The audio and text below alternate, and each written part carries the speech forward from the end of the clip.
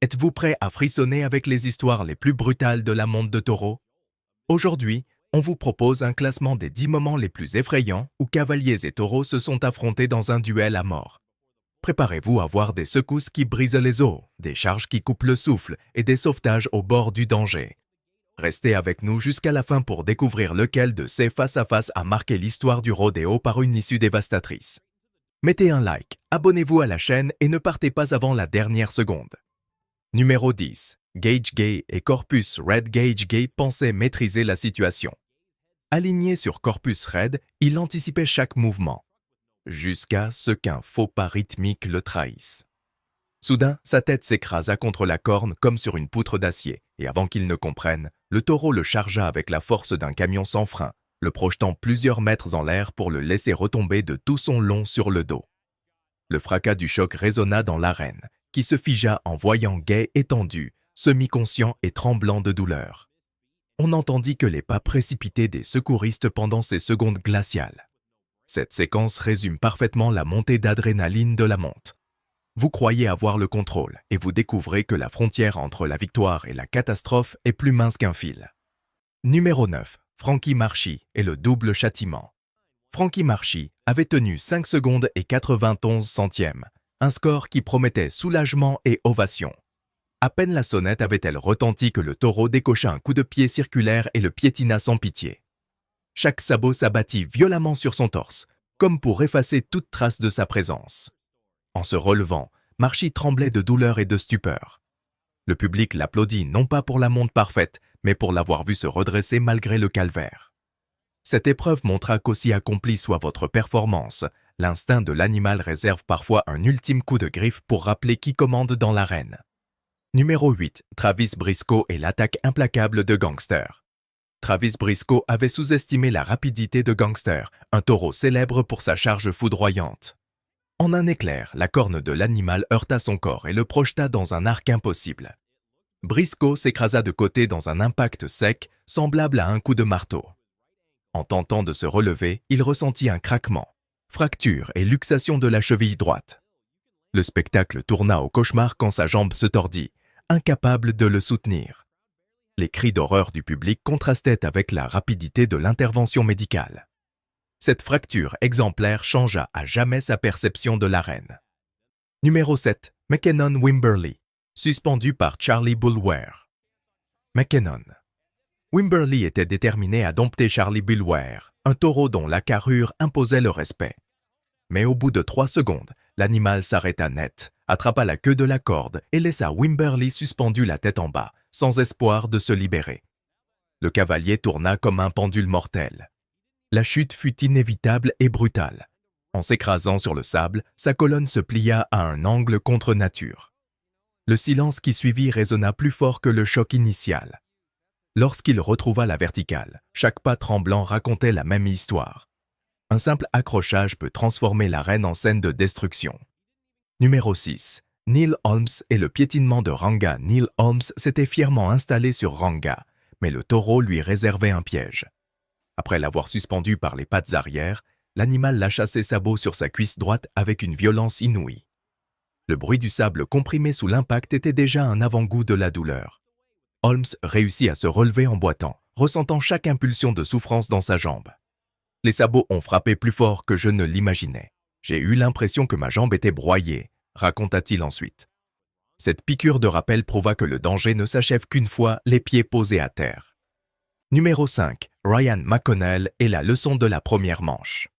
Lors du PBR BFTS Winstar World Casino Invitational 2012 à Houston, Ryan McConnell croyait que la première manche serait un simple échauffement. Whitey, un taureau réputé pour ses changements de vitesse foudroyants, l'attendait au tournant. Une secousse inattendue déséquilibra McConnell, qui tomba de tout son long et heurta son cou. La commotion cérébrale fut instantanée et le sortit brutalement de la compétition. Je me suis trop fait confiance. Je ne m'attendais pas à une telle intensité, même en première manche. Je garde cette leçon. Ne jamais sous-estimer, avoua McConnell à la clinique. Sa chute éclair rappela que dans ce sport, même l'ouverture peut vous briser. Numéro 4. Renato Núñez face à Rock River, Red. Renato. Núñez pensait maîtriser Rock River Red, mais ce taureau n'était pas là pour plaisanter. À peine la porte ouverte, l'animal chargea comme un char d'assaut, un premier coup de corne sur le visage, un second sur le crâne, puis un piétinement impitoyable face contre terre. Son corps se repliait sous la violence des impacts et son regard trahissait l'incrédulité. Je ne m'attendais pas à tant de dégâts. J'avais l'impression de me faire écraser par un tank géant déterminé à me réduire en miettes. J'ai eu la chance de m'en sortir vivant, confia-t-il plus tard. 3 collisions en quelques secondes firent de cette monte l'une des plus féroces jamais vues. Numéro 3. Le sacrifice de Frank Newsom face à Play Harder. Frank Newsom n'était pas le cavalier mais le pick-up man chargé de secourir les montures victimes de chute. Quand Play Harder renversa le concurrent, Newsom s'interposa et devint la cible. Le taureau le heurta comme un camion fou, broyant poitrine, épaules et crâne. L'impact résonna dans l'arène et Frank resta immobile sous les yeux horrifiés du public. Sans son acte de bravoure, un autre aurait subi des conséquences plus graves. Cette journée fit de Newsom une légende non pour une monte parfaite, mais pour avoir affronté le danger pour protéger autrui, en sachant qu'il pouvait lui-même en devenir victime.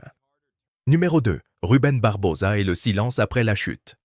Ruben Barbosa frôla la perfection au Hells Bells Challenge, soutenant 7 secondes impeccables. Un ultime soubresaut le projeta pourtant dans les airs, et il s'écrasa de coups contre le sable. Le fracas du choc s'éteignit dans un silence funeste lorsque le public constata qu'il restait immobile.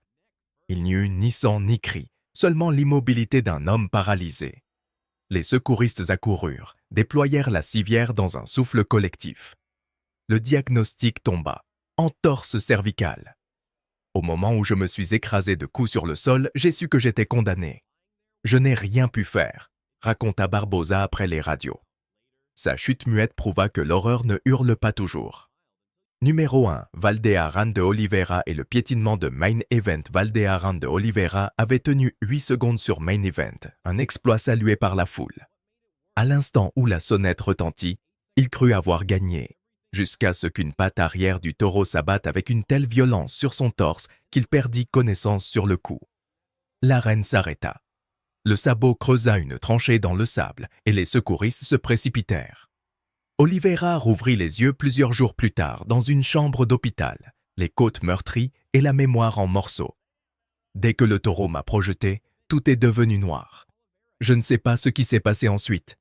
La prochaine chose dont je me souviens, c'est le lit d'hôpital, confia-t-il. Survivre à ce piétinement relève presque du miracle, là où la gloire et le danger cohabitent en un battement de cœur. Ces 10 montes dévastatrices nous rappellent que la monte de taureau est un sport au bord du précipice, où la gloire et le danger dansent une valse mortelle. En quelques secondes, un cavalier peut passer du triomphe à la catastrophe. Arc aérien, coups secs et piétinements dévastateurs laissent une empreinte indélébile.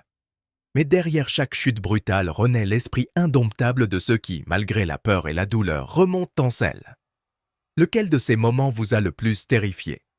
Connaissez-vous d'autres histoires qui mériteraient d'apparaître dans ce classement? Partagez vos impressions en commentaire. Nous avons hâte de vous lire. Si ce compte à rebours vous a plu, mettez un like, abonnez-vous à la chaîne et activez la cloche pour ne pas manquer nos prochains classements extrêmes. On se retrouve dans le prochain épisode pour continuer à défier l'impossible.